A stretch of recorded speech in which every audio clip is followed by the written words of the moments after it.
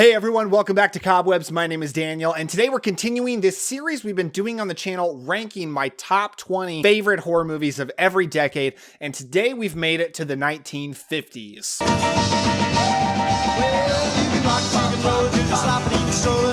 That's right, my top 20 horror films of the 1950s, and I think this is a super iconic decade. I think when a lot of people think about old classic horror, they're thinking about black and white atomic monster movies or the bright color gothic horror films, and both of those got their start in the 1950s, but my number 20 is neither of those. It's I Bury the Living from 1958. So this is about a newly appointed chairman of a local cemetery who comes to believe that merely by inserting a black plot marking pin into a wall-sized map of the cemetery, he can cause the death of that owner. Yeah, in this movie, in the office of the person who runs this cemetery, there's a giant map of all the plots, and it's got a pin in there if somebody owns that plot, but then they replace that with a black pin if that person has passed away, and they're gonna go ahead and put that person in the ground. And yeah, it's kind of this Twilight Zone kind of movie. One time, like, he accidentally puts a black pin in there, and then that person dies, and then he keeps doing this experiment and realizes he may be the one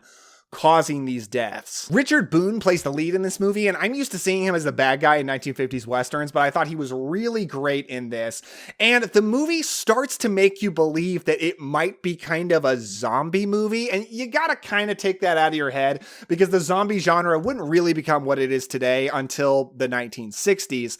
So it doesn't really deliver in the zombie territory, but it is a good, spooky, creepy black and white horror film that's pretty short. And the last thing I'll say about it is it was directed by Albert Band, who, yes, is the father of Charles Band, who would go on to found Full Moon. At number 19, The Mummy from 1959. And this is a classic mummy storyline about a bunch of archaeologists who are trying to discover a thousands of year old tomb of an Egyptian princess, and a high priest of Egypt who had been mummified, Charis, raises from the dead to kill them one by one. Yes, this is one of those classic Hammer films starring Peter Cushing and Christopher Lee. Peter Cushing is our lead, one of the archaeologists, and you've got Christopher Lee as the mummy. And in this film, I think Christopher Lee steals the show. Even though he has no dialogue in the movie and he's buried in makeup, just kind of stumbling around, strangling people, he's able to convey so much emotion and sympathy, even while being a ferocious monster. He is my favorite thing about the movie.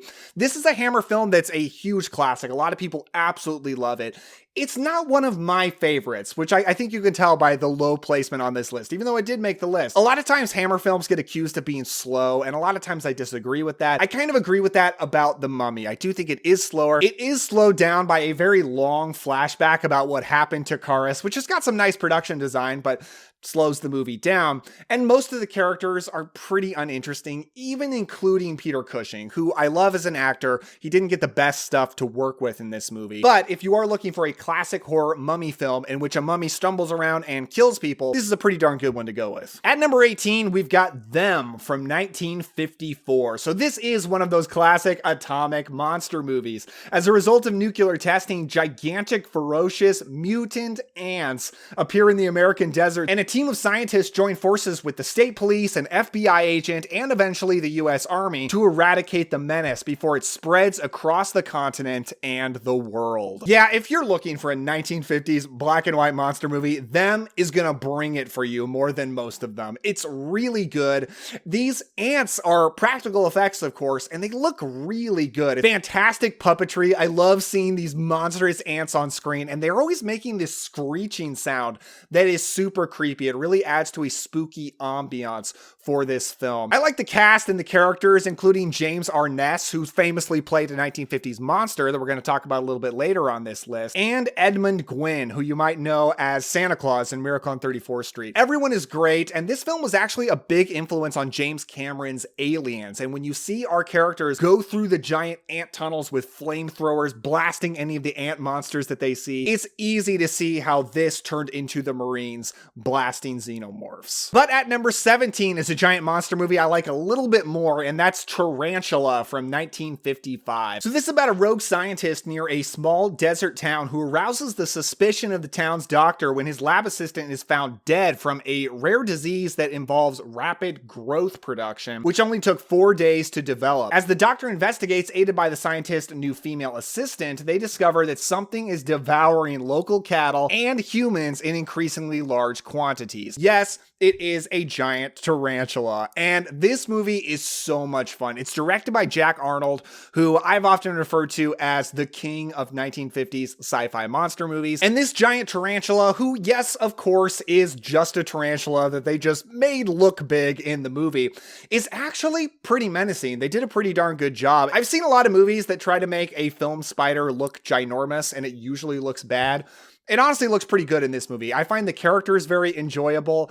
There's a really good relationship between our main character and the leading lady whose name is Steve. And the movie's even got a little bit more monstrous stuff up its sleeve other than just a giant spider. It's got some fun surprises. I think this movie is a blast. At number 16, we've got Diabolique from 1955. So this is about a cruel and abusive headmaster of a boarding school who is murdered by an unlikely duo, his meek wife and his mistress, who he has always brazenly flaunted in front of his wife, and the women become increasingly unhinged by a series of odd occurrences after the man's corpse mysteriously disappears. Diabolique is a classic French thriller that's definitely spooky enough to be considered a horror film, and the movie really sells you on the fact that this husband needs to die. He is so horrible. Like, even as an audience member, you're just like waiting for somebody to get rid of this dude. So the movie is super effective in that category. And it's just an incredibly influential thriller. You'll watch this movie and just see how it's influenced so many different thrillers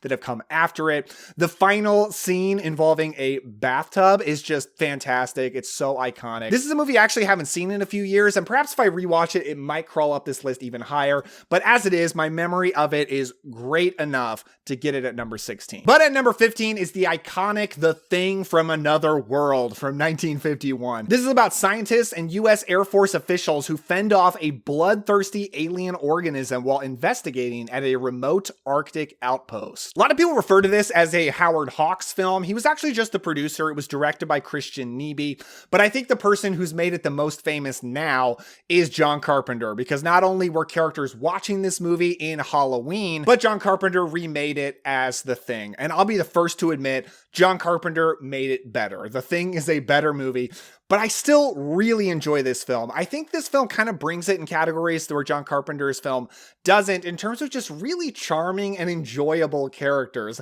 Charming is not a word you'd use to describe John Carpenter's The Thing, but I really love the characters in this movie. There is just adorable banter between two love interests in the film that's very, well, Howard Hawksian, like reminds you of His Girl Friday or something like that. And James Arness is back in this movie after being the male lead in Them. Here he is the monster, the alien, and they really go for a plant kind of a theme where instead of the alien being some kind of shape-shifting monster like in John Carpenter's version or in the original story this is based on, Who Goes There, this is some kind of a plant creature that when something's chopped off, it's just going to grow back. And it's actually a pretty cool idea. So I do really enjoy this. It's got good snowy atmosphere. The Thing from Another World is absolutely one of the most iconic 1950s sci-fi movies, and it deserves it. But at number 14 is an alien sci-fi movie that I do like a little bit better, and that is The Crawling Eye from 1958, otherwise known as the Trollenberg Terror. So this is about an American investigator, a German scientist, and a British reporter who join forces to investigate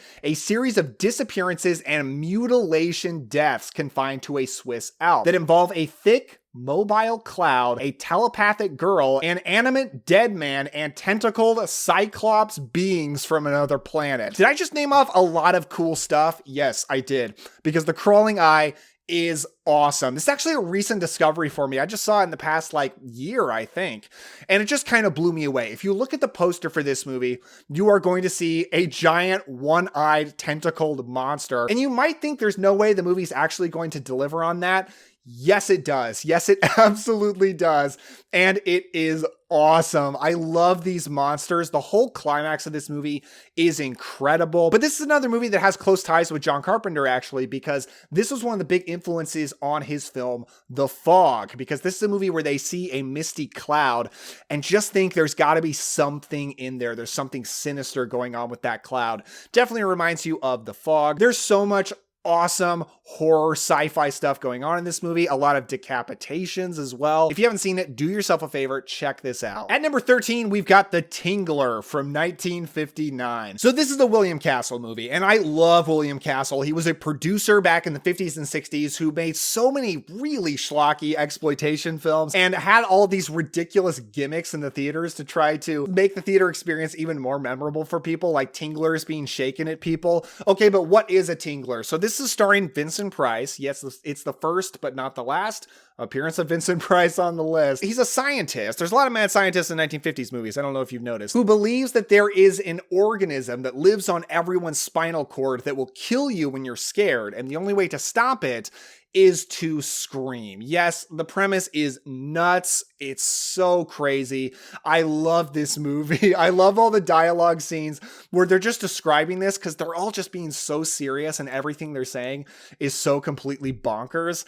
And I just love it. I think this movie is so much fun. The whole idea of the Tingler, the look of it, it's just such campy fun. This movie is just peak camp, and it's awesome. If you haven't seen the Tingler, check it out. It's one of the best. But we've got a way more serious film at number 12, and that is Godzilla from 1954. So this is, of course, the Japanese original, in which Japan is thrown into apocalyptic destruction by a giant lizard-like monster who is called Gojira, or of course, Godzilla. So while I did grow up with a lot of Godzilla movies, I haven't really stayed a huge kaiju fan as an adult. It's not one of my favorite subgenres, but I do love the original King Kong, and I love the original Godzilla. This is an undeniably powerful movie, a monster movie with incredible social commentary, dealing with Hiroshima, with the bombings that happened during World War II, and dealing with that in the form of a monster film. And the monster stuff is so brilliantly executed. I mean, Godzilla is a guy in a suit stomping around miniatures, but while a lot of the sequels would look pretty schlocky when they do that, this looks incredible. Like I don't know if it's the black and white photography or what, but they made this look so realistic, and the movie feels so devastating. The destruction feels so real. Godzilla is, of course, one of the most iconic monsters of all time. They nailed him right out the gate in this movie. He's already fully formed as a perfect movie icon. And the movie is scary and powerful. It's just one of the best classic monster movies. At number 11, we've got The Revenge of Frankenstein from 1958. Yes, Hammer Horror returns, and this is the sequel to their first Frankenstein film, in which the then condemned to death Dr. Frankenstein has escaped the gallows, trying again to further his experiments, this time creating a perfect body using a willing brain donor. But of course, as things always do for Frankenstein, they go wrong and lead to things like murder and cannibalism. Hammer Horror is super close to my heart, as is their Frankenstein series. And this, their second film, is one of the best. It's fantastic. Peter Cushing is in top form as Dr. Frankenstein. And I love that this is a film that is a sequel to their first Frankenstein movie, but really moves the story and his experiments forward in some really interesting ways. It's got a fantastic supporting cast. I actually did a review of this movie and of the whole Hammer Frankenstein series on the channel, so you can check that out if you're interested. Cracking into the top 10, we've got Night of the Demon from 1957. So the film stars Dana Andrews as an American professor whose whole life is about debunking any kind of superstition or belief in magic. He goes to London for a conference on parapsychology, only to discover the colleague was killed in a freak accident. As he investigates this, it leads him to Dr. Julian Carswell, who he comes to believe is a Satanist, part of a devil-worshipping cult, and has put a death curse on him. Night of the Demon is one of the first great satanic cult horror movies, and I think it's still one of the best. This movie handles dread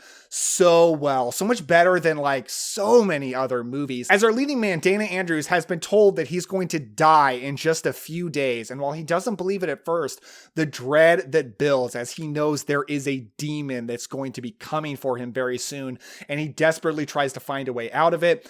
It's really intense, really intriguing, and the movie just has such an atmosphere of satanic evil that I think is so creepy, and I just love it. I love Niall McGuinness as Dr. Carswell. He is such a spooky antagonist, and the movie even has a giant devil monster that we see on screen, which famously the director did not want to do. He wanted it to just be about suggestion, and I totally get that. I get about, keeping the movie classy and not having like a giant practical monster, but come on, I'm a horror fan. I want to see a giant devil monster, and this movie brings it, and I love that. At number 9 is House of Wax from 1953. So this is about a sculptor who opens a wax museum, but he runs into trouble when his business partner, who demands that the exhibits become more extreme in order to increase profits, burns the place down. So our sculptor has to come back for revenge. So House of Wax is actually a remake of a 1930s horror film called Mystery of the Wax Museum. And people take their pick on which one they prefer.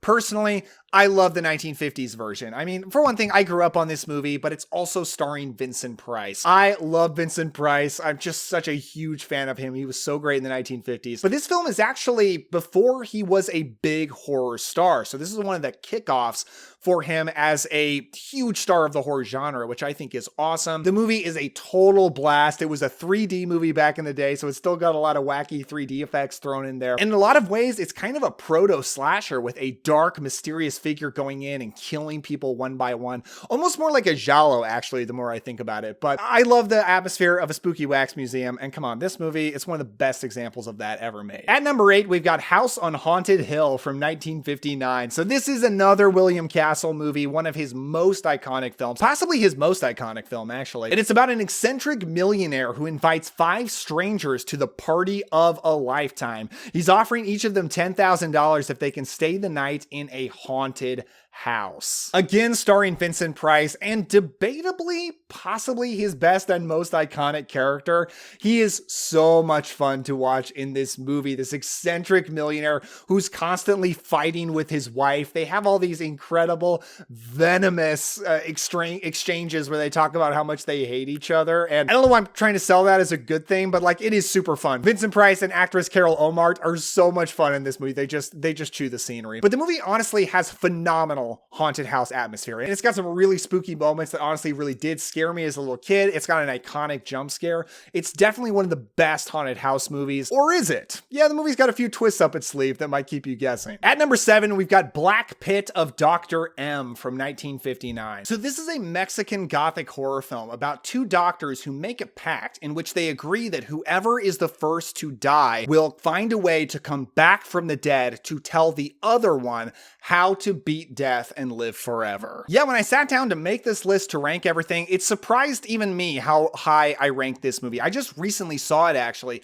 It was part of this Indicator Mexico Macabre Blu-ray box set that I got pretty recently for Mexican gothic horror films, and this ended up being my favorite one of the set. This film just blew me away. While it has the atmosphere of a classic gothic horror film, I mean, just atmosphere for days, fog, graveyards, it's got everything you want. It's also got a great script, a really interesting story, great characters. I was just kind of fascinated by a lot of the people in this movie. It's just such an interesting, very different kind of horror film that takes a lot of weird twists and turns, and it really just brings it in the horror category. There's some pretty horrifying things that happen. It's got some very likable characters, including a young lady that kind of becomes like our final girl in the movie. This is honestly a fantastic gothic horror film, one of the best classic ones I have seen. Now for a movie I did grow up with, at number 6, The Fly from 1958. So this is about a scientist who invents a teleportation device, and when he tests it on himself, he accidentally gets a housefly in the pod with him, and when teleported, it merges their 2 DNAs together and turns him into a half man, half fly. This is another movie that these days I think is mostly well known because of its remake. David Cronenberg did a remake of this in the 1980s, and that movie is fantastic. But this movie is too, and I don't think it should be as overshadowed as it is. Yes, it doesn't have the gross out practical effects, but it does have the sadness and the tension. Like, this really feels like a devastating thing that happened to this scientist. We really feel the despair of it through his wife who's dealing with this. We've also got Vincent Price in here as his brother who's kind of investigating what was going on as well. And this movie will always hold a special place in my heart because it's the scariest movie I've ever seen. And by that, I mean, there's no movie in my life that's ever scared me as much as this one did when I saw it when I was a little kid. I was really young, and there's an ending scene in the movie where we find out there isn't just a man with a fly head, there is a fly with a man's head. That was the scariest thing I'd ever seen in my life, and because of that, The Fly will always be important to me. Cracking into the top 5, we've got The Night of the Hunter from 1955. So this film stars Robert Mitchum as a serial killing preacher who, after getting out of prison, goes to the family of his cellmate where he knows there's a big stash of money. He gets the wife to marry him and tries to manipulate the children into revealing where this money is. I know this is a movie that some people would just classify as a film noir, and I think it would be if it followed Robert Mitchum's character, but really it's the kids who are the real protagonists of this film, and I feel like we see the movie through their eyes, and through their eyes, Robert Mitchum is a terrifying movie monster. And Charles Laughton, I believe, really films this like a silent horror film. He really took a lot of inspiration from silent films of the 1920s. I think primarily the horror films, because this is a pretty spookily shot movie. Very, very stylish. And it's just an incredible movie. I love it so much. Robert Mitchum is truly scary, but also almost kind of funny and weirdly charismatic. At number 4, we're finally back with the Universal Monsters for Creature from the Black Lagoon from 1954.